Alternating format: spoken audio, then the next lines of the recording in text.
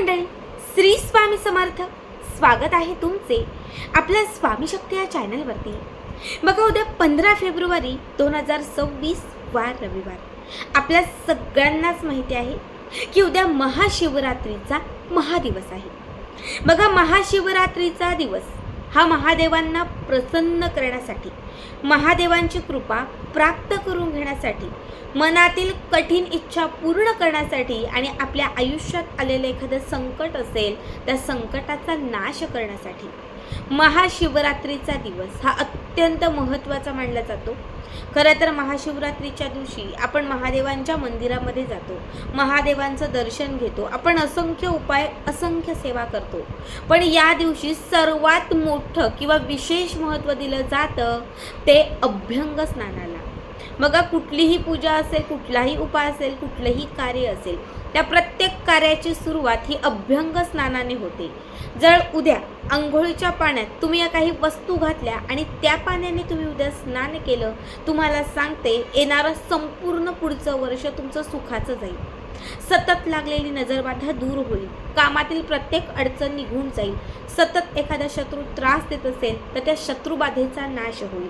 उद्या जर या पद्धतीने तुम्ही स्नान केलं आणि त्यानंतर महादेवांची आराधना, पूजा, उपाय किंवा तुम्ही सेवा केली तर त्या सेवेचं किंवा त्या उपायाचं पूर्ण फळ जे आहे हे फळ तुम्हाला प्राप्त होईल. आता मी तुम्हाला 3 प्रकार सांगणार आहे. तिघांपैकी तुम्ही कुठल्याही पद्धतीने स्नान करा. ज्यांच्या आजूबाजूला कुठेही छान नदी असेल, एखादं सरोवर असेल, अत्यंत पवित्र एखादं गंगास्थान असेल तर त्यांनी आवर्जून तिथे जा. आपली खूप इच्छा असते पण आपल्या अवतीभोवती कुठेही असं नसतं. मग आपण घरच्याच घरी अंघोळीचं जे पाणी आहे त्या अंघोळीच्या पाण्यामध्ये थोडंसं गोमूत्र घालायचं आहे, थोडंसं गंगाजल घालायचं आहे. जर तुमच्या घरामध्ये बिबवा, ज्याला आपण बिभोटा असे म्हणतो, हा बिबवा असेल तर एक बिबवा तुम्हाला अंघोळीच्या पाण्यामध्ये घालायचा आहे. 1 चिमूटभर हळद घालायची आहे आणि थोडंसं याच्यामध्ये तुम्हाला पंचगव्य घालायचं आहे. हे पाणी व्यवस्थित मिक्स करायचं आहे आणि महादेवांचं स्मरण करून तुम्हाला उद्याच्या दिवशी या पाण्याने स्नान करायचं आहे. सांगितलेल्या सगळ्या वस्तू उद्या महाशिवरात्रीच्या दिवशी अंघोळीच्या पाण्यात घातल्या आणि त्या पाण्याने जर तुम्ही स्नान केलं, तुम्हाला सांगते तुमच्या आयुष्यात येणारी प्रत्येक अडचण निघून जाईल. सतत कामात असणारा अडथळा संपून जाईल. सतत येणारी जी काही विघ्न आहेत ही विघ्न कुठेतरी दूर होतील. तुमची जी काही अडलेली अपूर्ण असणारी कार्य आहेत ती सिद्धीस जातील. बऱ्याच वेळा काय होतं की आपल्याला बाधा लागते, कधी कधी शत्रुबाधा असते, कधी कधी आपल्याच घरातल्या लोकांची बाधा असते, कुणीतरी नजर लावते, कुणीतरी आपल्याला शिव्या श्राप देते. अशा वेळी तुम्हाला उद्या महाशिवरात्रीच्या दिवशी सकाळी लवकर उठायचं आहे. जे अंघोळीचं आपलं पाणी आहे त्या अंघोळीच्या पाण्यामध्ये सगळ्यात पहिले कच्चं दूध, गाईचं शक्य असेल तर उत्तम, नाही तर कुठलंही तुम्हाला थोडंसं कच्चं दूध घालायचं आहे. त्यामध्ये तुम्हाला थोडे काळे तीळ जे असतात हे तीळ घालायचे आहेत, 2 ते 4 गुलाबाच्या पाकळ्या घालायच्या आहेत, थोडंसं गोमूत्र घालायचं आहे, थोडंसं गंगाजल घालायचं आहे, 1 चिमूटभर मीठ घालायचं आहे आणि जे काही अंघोळीच्या पाण्यात आता हे सगळं मिक्स केलेलं आहे ते व्यवस्थित मिक्स करून सगळ्यात पहिले उजव्या खांद्यावर, डाव्या खांद्यावर अशा पद्धतीने स्नान करत तुम्हाला महामृत्युंजय मंत्राचा जप करायचा आहे.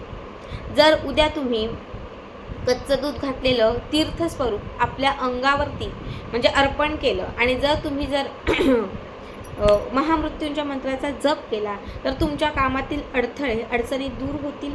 शिवाय एखादा शत्रू तुम्हाला त्रास देत असेल, कुणी नजर लावत असेल किंवा सतत तुमच्या कामात अडचण आणत असेल, कुणीतरी सतत तुम्हाला हानी पोचवण्याचा प्रयत्न करत असेल तर ते सगळं संपेल. महामृत्युंजय मंत्र हा महादेवांचा समर्पित मंत्र आहे जो संकट नाश करण्यासाठी खूप महत्त्वाचा असतो. मी तुम्हाला मंत्र म्हणून दाखवते, व्यवस्थित ऐका. नित्यसेवेच्या पुस्तकात आहे, गुगलला किंवा यूट्यूबलाही तुम्हाला सहज मिळेल. ओम त्र्यंबके यजामही सुगंधी पुष्टिवर्धनम उर्वारुक्मे बंधनान मृत्युमोक्ष मामृतात.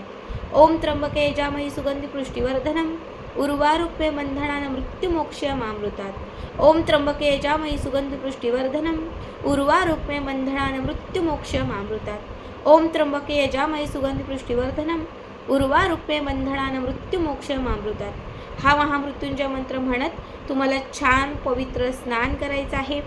पवित्र स्नान झाल्यानंतर महादेवांची सेवा करा किंवा अन्य ज्या काही गोष्टी असतील त्या करा. आता मी तुम्हाला तिसऱ्या पद्धतीचे स्नान सांगते.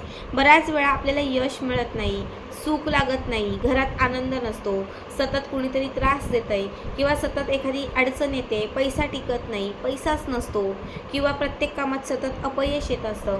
ह्या सगळ्या समस्या दूर करण्यासाठी उद्या पूर्णपणे महाशिवरात्रीचं पुण्य प्राप्त करण्यासाठी तुम्हाला सकाळी एक ब्रह्ममुहूर्तावरती म्हणजे 5-5:30पर्यंत तरी उठायचं आहे. अंघोळीचं आपलं जे पाणी आहे त्यामध्ये थोडं गोमूत्र घालायचं आहे, थोडं गंगाजल घालायचं आहे, थोडं त्याच्यामध्ये पंचगव्य घालायचं आहे, 4-5 त्याच्यामध्ये गुलाबाच्या पाकळ्या असतील तर आवर्जून घाला किंवा गुलाबजल असेल तर ते घाला. थोडंसं मीठ त्याच्यामध्ये तुम्हाला घालायचं आहे, किंचित एकदम कणभर मीठ घाला, थोडी हळद त्याच्यामध्ये घाला. पांढरे तीळ हे महादेवांना समर्पित आहेत. उद्याच्या दिवशी शक्य असेल तर अंघोळीच्या पाण्यात थोडेसे पांढरे तीळ घाला आणि त्यामध्ये तुम्हाला थोडंसं गाईचं नाही तर म्हशीचं कच्चं दूध घालायचं आहे. हे सगळं व्यवस्थित मिक्स करा. हे सगळं मिक्स केल्यानंतर तुम्हाला 1-2 मिनटं शांत बसायचं आहे. 2 मिनटं महादेवांचं स्मरण करायचं आहे.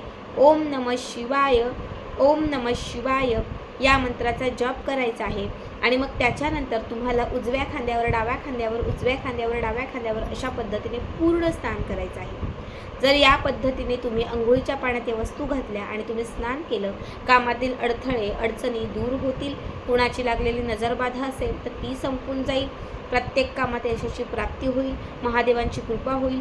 तुम्ही उद्याच्या दिवसात दिवसभर जे काही उपाय करणार आहात, जे काही तुम्ही करणार आहात त्याचं तुम्हाला पूर्ण जे फळ आहे ना ते फळ तुम्हाला प्राप्त होईल. बघा आता असं नाही ताई, म्हणजे तुम्ही म्हणाल की ताई नक्की कुठल्या पद्धतीने स्नान करायचं आहे, तर तुम्हाला मी 3 पद्धतीने सांगितलेलं आहे. आता या 3 पद्धतीने स्नान करत असताना जेवढ्या वस्तू तुम्हाला त्याच्यामध्ये शक्य असेल, सगळ्याच नाही मिळाल्या, दूध तुमच्याकडे आहे, तुमच्याकडे थोडंसं मीठ आहे, तुमच्याकडे हळद आहे, तुमच्याकडे पंचगव्य आहे, गंगाजल आहे किंवा गुलाबाच्या पाकळ्या तुमच्याकडे आहेत, गोमूत्र आहे, तर जेवढं शक्य तेवढं तरी अंघोळीच्या पाण्यामध्ये घाला आणि त्या गोष्टी घालून तरी उद्याच्या दिवशी आवर्जून स्नान करा. मी सुद्धा याच पद्धतीने उद्या स्नान करणार आहे. उद्याचा दिवस खूप मोठा आहे. जर उद्या या पद्धतीने तुम्ही स्नान केलं तर त्याचं पूर्ण पुण्यफळ जे आहे ते वर्षभर तुम्हाला प्राप्त होईल. त्यामुळे पुढे जे काही तुम्ही उपाय करताय, पूजापाठ करताय, सेवा करताय, जे काही करताय ते सगळंच्या सगळं तुमच्यासाठी फळप्राप्त राहील. नक्की सांगितल्या पद्धतीने उद्या करा आणि आजचा व्हिडिओ कसा वाटला कमेंट करा.